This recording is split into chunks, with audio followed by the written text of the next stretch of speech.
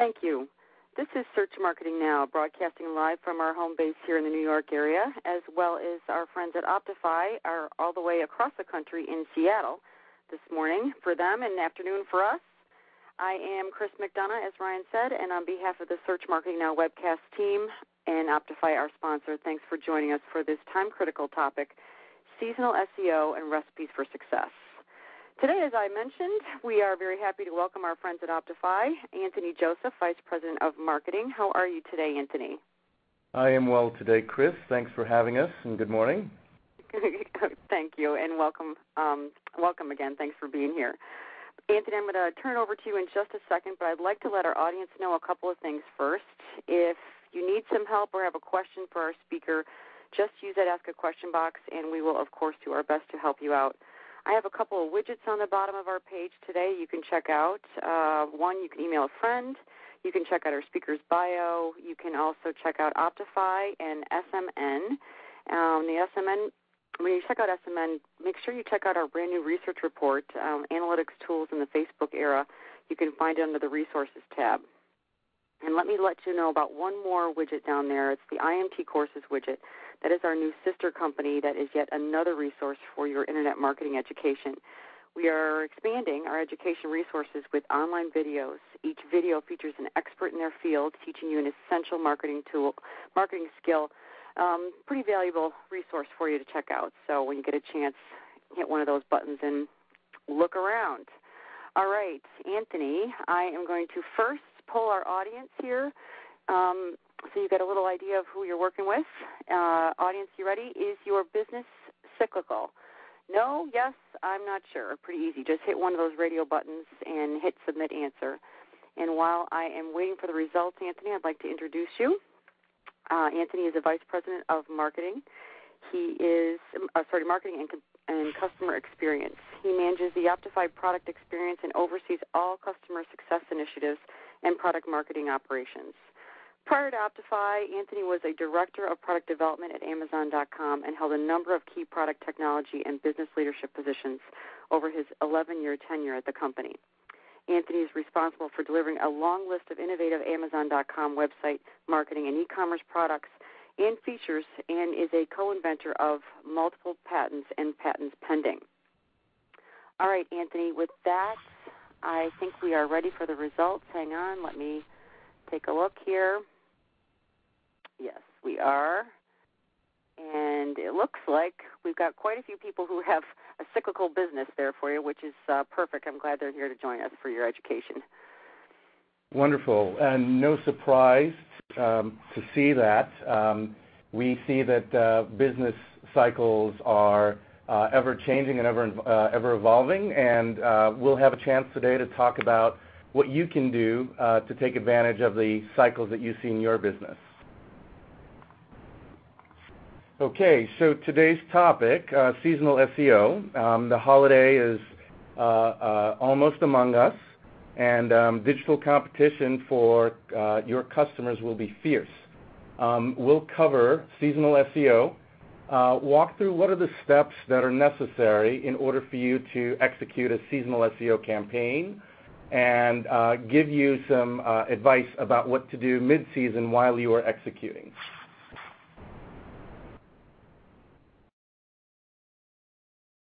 The seasonal SEO. So just to set the context, search, as we all know, is extremely important in the buyer's process for finding and discovering items they want to buy. Search engines use and apply multiple criteria to rate and rank website results in an ordered list of search engine results. And search engine optimization is the practice of optimizing the criteria you can control to improve your chances of ranking higher in search results. There are many factors that influence your position, the position of your website, and good SEO practice focuses primarily on the things you can control, such as your site structure, your on-page signals, content, and elements that search engines look for. Good optimization, SEO optimization, is also focused on keyword alignment and building a good, healthy set of high-quality inbound links to the pages that you control. What is seasonal SEO? Well, seasonal SEO is the practice of applying a focused SEO campaign to target a specific period with a specific set of target keywords that you anticipate will be used in a more concentrated fashion during that period. It's about rising above the clutter and the competition during those critical periods when most people are searching for the products and services you're trying to sell. It's also about rising above the clutter and the competition at the time of year when searchers are more likely to buy products that they're looking for. So the impact of your SEO efforts will have a higher impact than they do in the off-season. For certain industries, this means that 40% of their business happens in the last 3 months of the year during the holiday season. In some categories, like toy retail category, we see roughly 60% of the total sales for the year in the last 12 weeks of the year. So having a seasonal SEO strategy, one that's effective and works, for example, for a toy retailer, is critical. It could make the difference between whether or not that particular type of business makes or breaks their year. Seasonal SEO is also easier to accomplish if you already have an ongoing SEO effort, but there are some things that we'll cover today that you can use to get going even if you are not using SEO or new to SEO. Slide.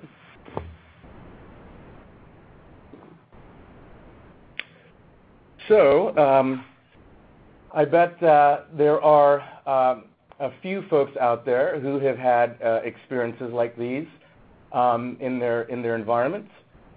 What I found is many people think they know their data, but they don't really know their data.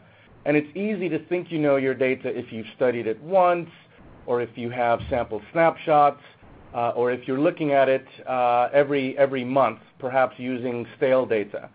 But the only way to really know your data is to measure it in real time, and study it. You should know what your critical periods are and what your peak periods are. You should know whether or not you have seasonal trends. Most of you have cyclical business patterns, but do you know what those patterns are? Are they a hockey stick, or are they more like a camelback in terms of two bimodal humps that exist throughout that period?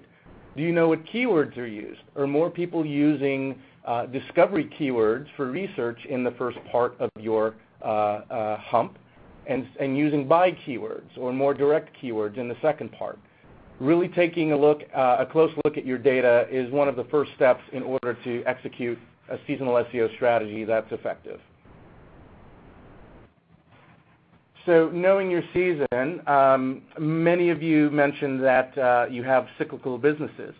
Are there certain certain product types or services that have more sell-through during certain times of your curve? What are those patterns? Are those patterns ephemeral, or are they persistent? So do they come and disappear, like Halloween costumes, for example, or are they persistent throughout the season? Maybe your mobile phone sales or your calendar sales are consistent throughout the end of the year. Be flexible about how you define your seasons. Maybe your season is not tied to a specific equinox cycle. Maybe you sell calendars, and so you want to be able to have your calendars up and ready ahead of the holiday or end of year season. Maybe you sell exercise equipment, and so after the holiday season in January and February, after New Year's resolution season is most critical for you. Maybe you sell sunglasses in Seattle. And yes, a little known factoid for you, Seattle sells the most pair of sunglasses per capita of any city in the U.S. Wait a second. In Seattle? The land of rain?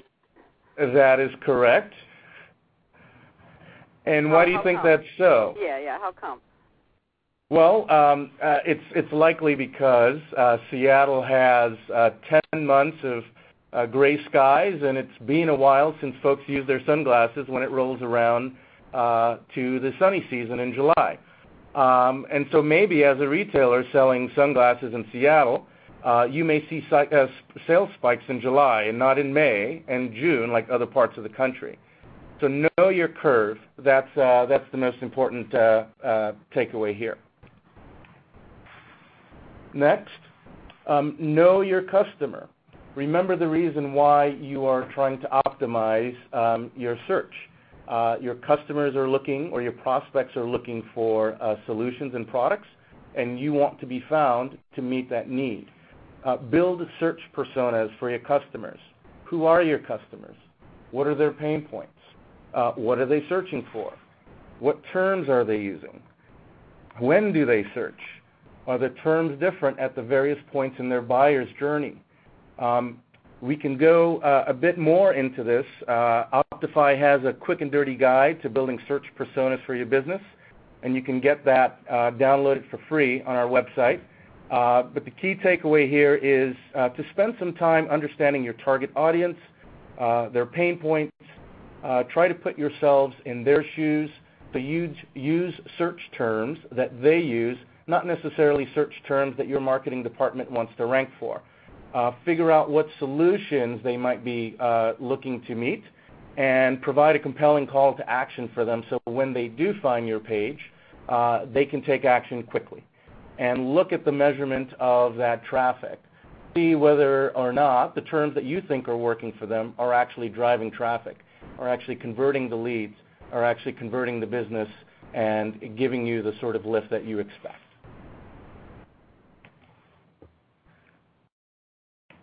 Now, there are a number of tools available that you can use to understand your trends. You can use Google Trends, and that's a free tool. You can compare the world's interest in a particular topic or keyword. You can see how often that particular keyword has been searched on Google over time. You can also see how frequently that keyword has appeared in articles and what specific regions have searched for those keywords the most. That can give you a quick high-level insight as to whether or not that keyword will be relevant for you if you can look and see that it's a keyword that's used within a cycle, and you can expect it to be used again this year. You can also use Google Insights for Search, also a free tool, which can compare search volume patterns across specific regions, categories, timeframes, and properties. You could look at your own data and look at your own traffic data, your year-over-year traffic data, and analyze what keywords have converted well. You could look at those and cross-reference it with hot product trends of the day and apply some predictive analysis to see whether or not you expect those trends to continue and whether or not you can expect higher search terms for those particular properties this year. You can also use Twitter to see what is interesting at the moment and might be a hot seller this holiday. One of the things that we found that our B2B customers do is try to plug into the vertical industry knowledge about what will be hot. Go to a vertical industry trade show. Speak to vendors about what products will be released this year. Understand what the allocation is for some of those products. You might find that a product which isn't necessarily tagged as hot but appears to have tighter allocation may in fact be a hot product if demand exceeds the supply in the marketplace. Plan ahead, figure out what those categories are, and determine what those keywords are that you could use to start to build a seasonal SEO strategy to map to those terms.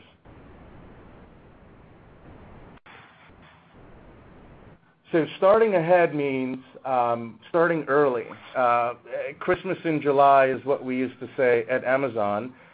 You build your editorial calendar for Q4 well in advance. Here at Optify, we have a small marketing team, a very talented and effective crew, and we build what we call a marketorial calendar.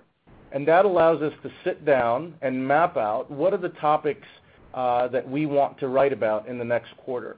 And we build those topics in conjunction with the keyword strategy that we have, and we do that based on what we know will be coming forth with respect to our product roadmap, based on the data-driven research that we're currently conducting, and other elements we are working on to give customers more insight into how to be better marketers.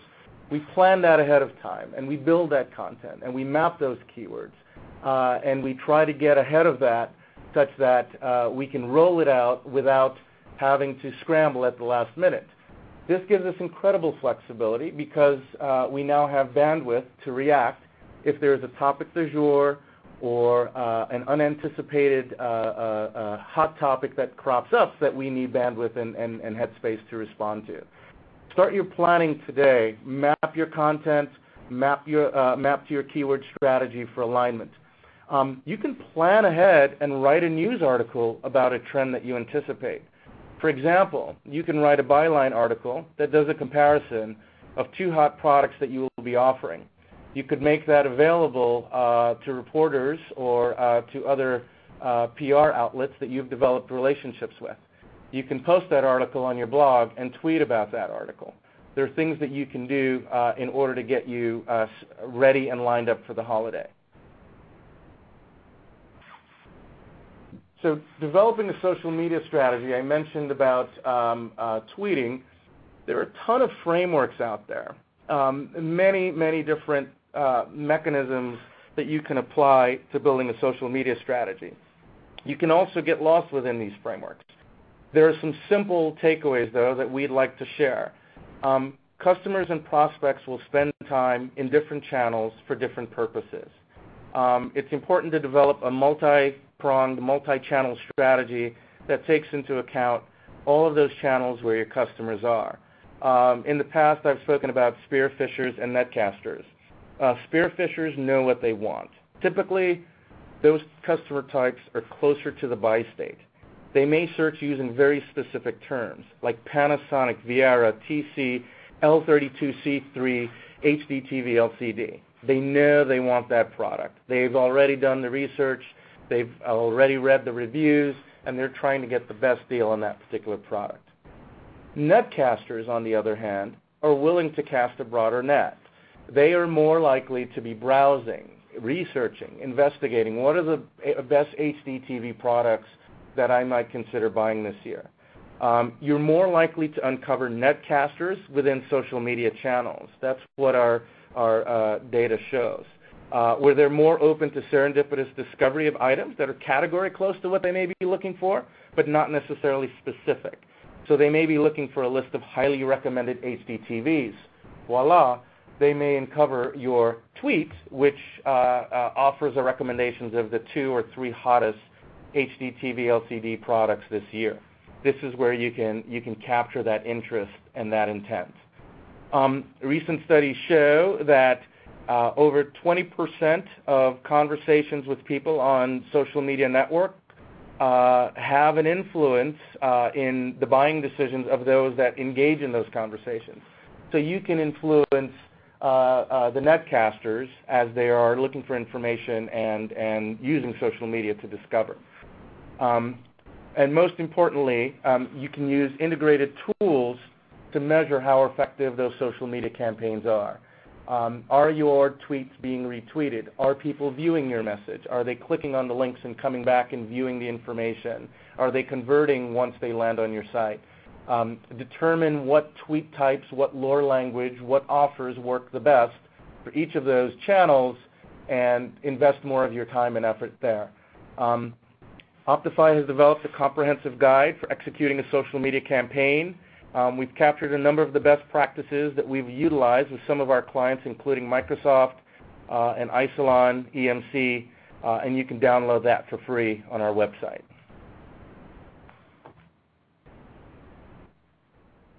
So mobile. So there's been quite a bit of noise in the news lately, and a number of stats published recently about the continuing emergence of mobile as a viable marketing channel. I think Google's mobile ads blog recently estimated that 15% of searches on Black Friday will come from mobile devices. 45% plus items will be researched on smartphones, whether or not the consumer decides to buy that item on a mobile device or follow up and go into a physical retail store. Google also estimates that 44% of searches for last-minute items will be used in conjunction with store locator terms from mobile devices. So, due to the growing popularity and convenience of mobile search, it's undeniable that mobile will be a critical channel for marketers to be able to leverage. So developing an SEO strategy for mobile is critical. You need to understand SEO campaigns cannot exist in a vacuum, so you need to take into account what are the terms that are likely to be searched from mobile devices. While certain search terms will remain constant, you have to consider the selection of search terms that will be based on seasonal trends for on-the-go shopping locations. Figuring those out for your business are going to be key. It might be sunglasses, Seattle, for example. What keywords make sense for mobile devices? You can do a quick search using your target keywords and play with a number of local terms, local modifiers that give you some sense for what search results are populating search engine results for those keywords. You can use those and get a very clear sense very quickly.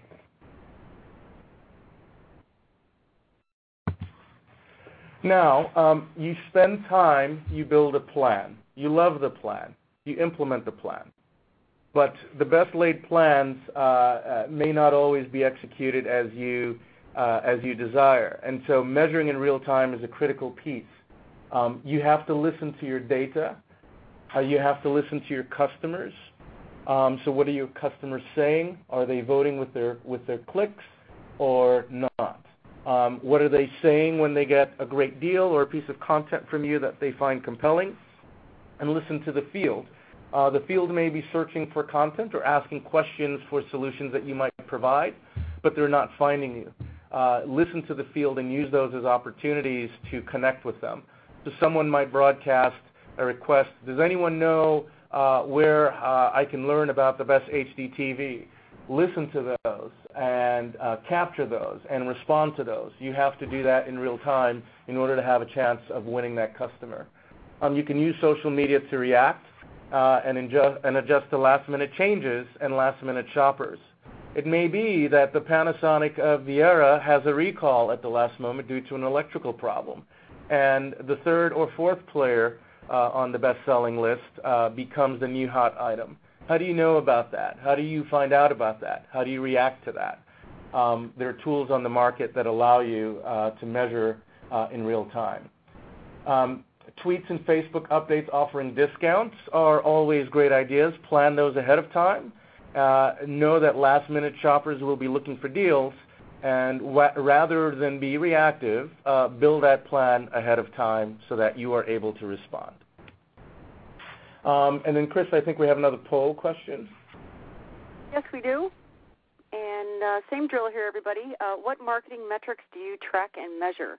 In this case, you can choose more than one. The choices are traffic by source, leads by source, likes, shares, and retweets, fans, followers, traffic by activity, leads by activity. And if none of those apply, just obviously don't answer the question. And as we are waiting for these results to come in, I've got about a minute or so. Anthony, why don't you tell our audience a little bit about Optify, and then we'll push those results right out when you're finished. Sure. So you'll see a bit more about Optify in the next coming slides, but I will share that Optify is a leading provider of marketing software and services for the real-time web. We have a hosted software marketing platform, which is an application suite that enables businesses to drive more traffic and leads with SEO and social media, convert visitors to customers, and measure and share results in real time. We have a number of customers that use us to drive more traffic and see over 100% increase in organic traffic and over 300% increase in leads in the initial 4 months that they use us. There are a number of resources that we have available. Most of the marketing practices that we apply and measure and find are successful, we write about and make available in our content, best practices. We also have a number of customer testimonials and case studies that share some of the success that our customers have achieved using Optify's solutions. We have 4 editions, including a free edition, as well as a free trial that you can use at any time. It's a no-obligation, fully functional free trial that you could fire up and do a test drive using Optify to do a lot of the things that we've discussed today. You can learn more at www.optify.net, and also get access to our free trial at optify.net.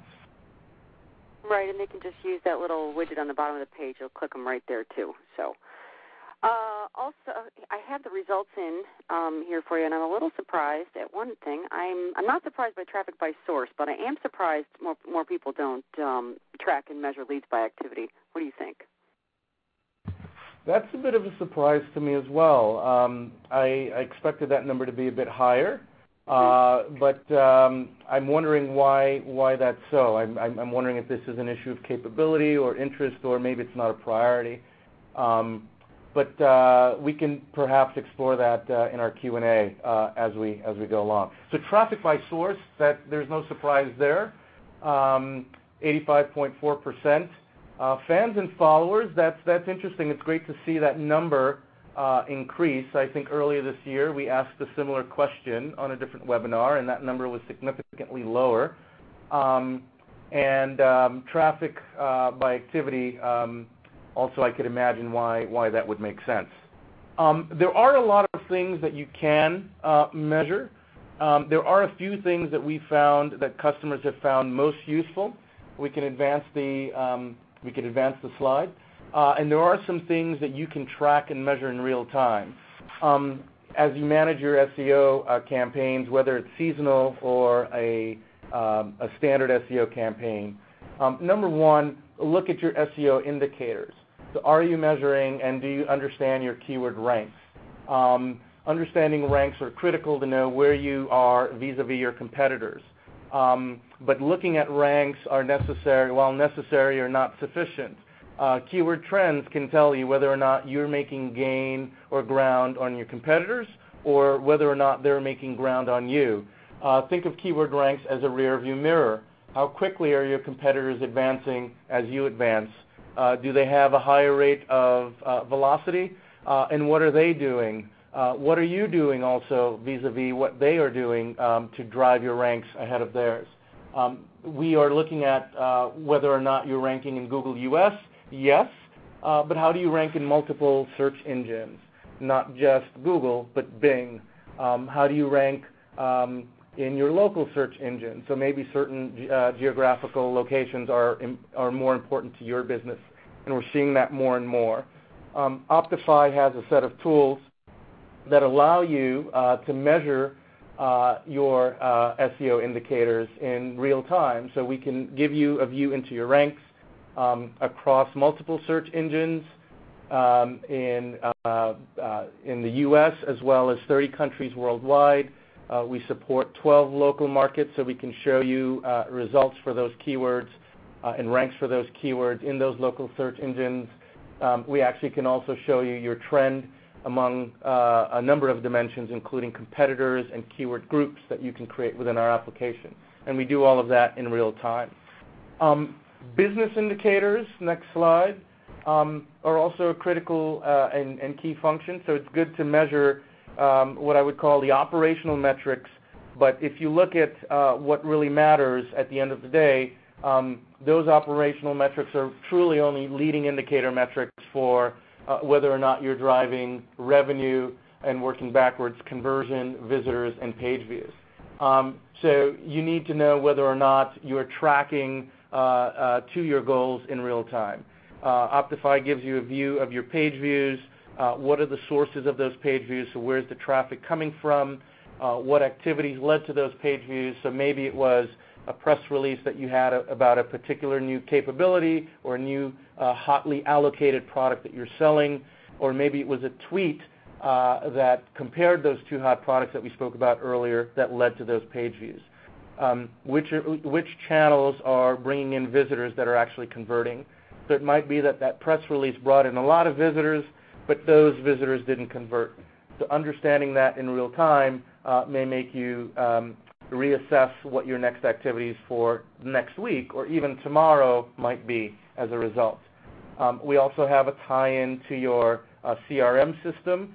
Salesforce.com, for example, we have a deep integration with the Salesforce App Exchange that gives your sales team and your business team the ability to calculate ROI for all of your marketing online activities.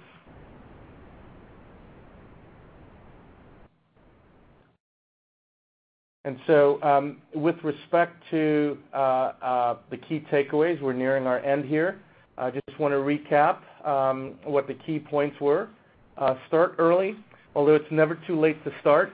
It's best if you can start early because it does take time to sit down, think about your strategy, think about the keywords, think about the content, think about the alignment and the mapping, and lay that out in a way that gives you the most flexibility and the most bandwidth and headroom to manage that SEO strategy within that critical peak period, which is extremely short. Build an integrated multi-channel campaign. Again, mobile and social are growing, and if you're not playing within those segments or optimizing for those segments, you'll lose a big chunk of the share of business that is expected to come through this year through those channels. Execute in real time.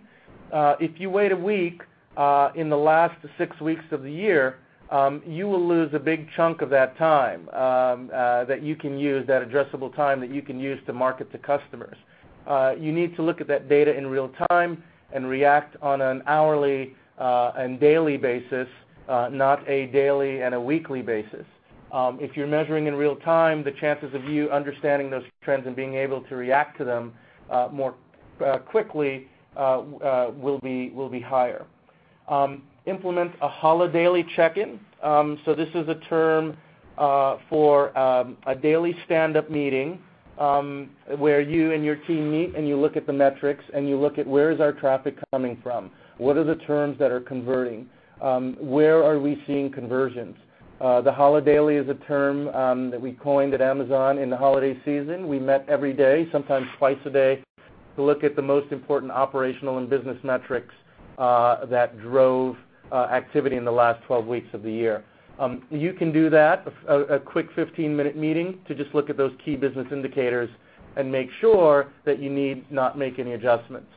Most times you might find, hey, it looks like the plan is being executed and things are sailing smoothly, keep doing more of what we're doing, but you now have the chance to react if something goes counter to your assumption or expectation. And then most important, I would say, is put together a holiday retrospective. So once the holiday is over, look back and be self-critical and assess what went well, what didn't go well, what do we need to do differently such that next year we remember in the planning is something that makes sense to consider. It would be good to write those ideas down while they're fresh. It's sometimes harder to remember, especially when you're doing a seasonal campaign like this. It's harder to remember 6 months from now what were the key takeaways. Sort of, Chris, like remembering where you put your sunglasses when it was last sunny in Seattle. Right, exactly. All right. Okay. And so with that, I think, Chris, yep. I'm ready to push out a question. I'm just waiting to come back online here for 1 second. Something just happened, but I'm back. So, of course, it's the way it works. Let's see. This one is from Dennis, and what he would like to know, hang on a second. You ready? Once you've got your site somewhat established, one of the most important SEO signals revolves around link building. Does Google look negatively at it when you increase your link building efforts just before your peak season starts? And there's one other part to his question. Or should you just maintain your link building efforts somewhat consistently throughout the year? Yes, that's a great question, Dennis. Thank you. So with respect to seasonal SEO, as I mentioned earlier, it's always best if you have a regular ongoing SEO effort. It's best to maintain a clear and consistent strategy for acquiring links that are relevant to your overall business.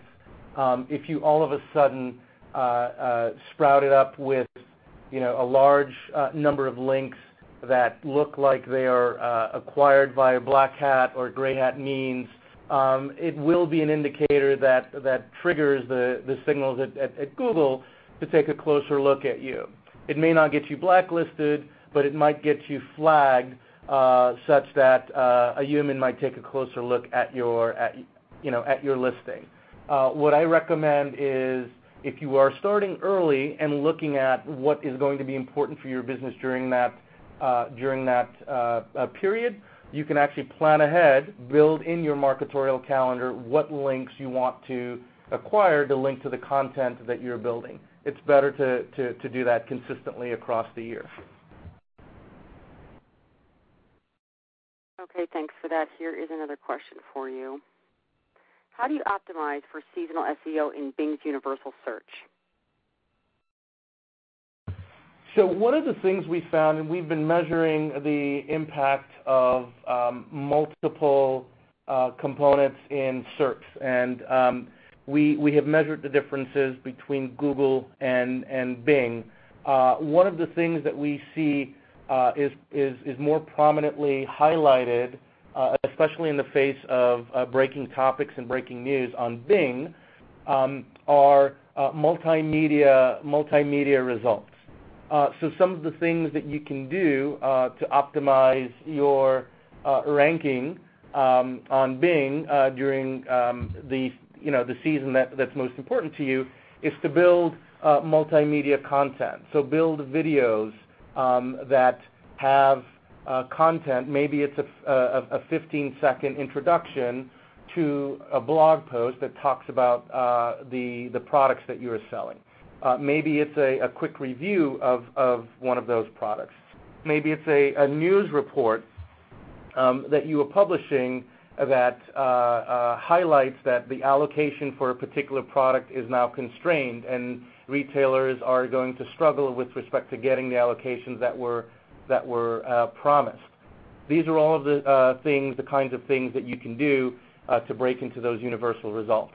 Multimedia is the key for Bing. All right, terrific. Here is another question for you. What about universal results? Do you have any advice on how to optimize for those? Yeah, so similarly to what I've just supplied to Dennis, I think the key is to understand what are those components that you actually can influence. Do you have the ability to create quick videos? Do you have the ability to have pictures that maybe show that product side by side in a comparison with others? Maybe there are screenshots if it's a software product with a short blog post that highlight the key features of that product. There are multiple tactics that you can apply, and in fact there's a blog post that you can find on our site that talks about some of those tactics for optimizing for universal search. You can go to optify.net to view more of those tactics. Okay, thanks. Here's a really good question. What's the difference from regular SEO and mobile SEO? Is keyword research keyword research to include less characters per term or optimizing less characters per title tag, meta description to fit on an iPhone? Yeah, so there are different types of SEO for mobile. You can go down to how do you optimize your site such that your site is viewable in a mobile browser, whether those are generic mobile browsers or device-specific browsers. The element of optimizing for SEO that we discussed on this call is to highlight what are the terms that a mobile shopper might be using or utilizing when they are on the go in the period that is most critical to your business. What are the modifiers, term modifiers that those shoppers might use to find the product that they're looking for? So regular SEO and mobile SEO are similar in that the task of finding those terms that are relevant and trying to optimize for those terms with content that you're publishing is a key and necessary component of your activity. If you're doing mobile site SEO, there's a whole different science and art about what you need to do in order to be optimized for mobile devices.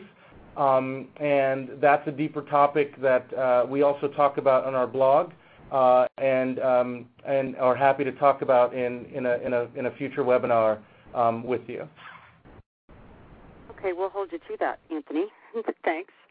Thanks for that. That is actually all the questions we have for today and all the time we have for today. So thanks again, Anthony, for all the great information. And audience, we will positively have this available for you, again, on demand, hopefully early on this afternoon, if latest case tomorrow morning. So go back and check our website at searchmarketingnow.com and look in the on-demand section, and you can listen to this again since there's a lot of good information that it's probably good to go over one more time. Thank you for the great questions, audience. It's always good to hear from you. And we have another webcast coming actually Tuesday and Thursday next week. So be sure to go check out our SMN website for that as well. That is one more time I would like to thank Optify for making this happen today. And that's all for our broadcast today. We look forward to seeing you next time right here at Search Marketing Now.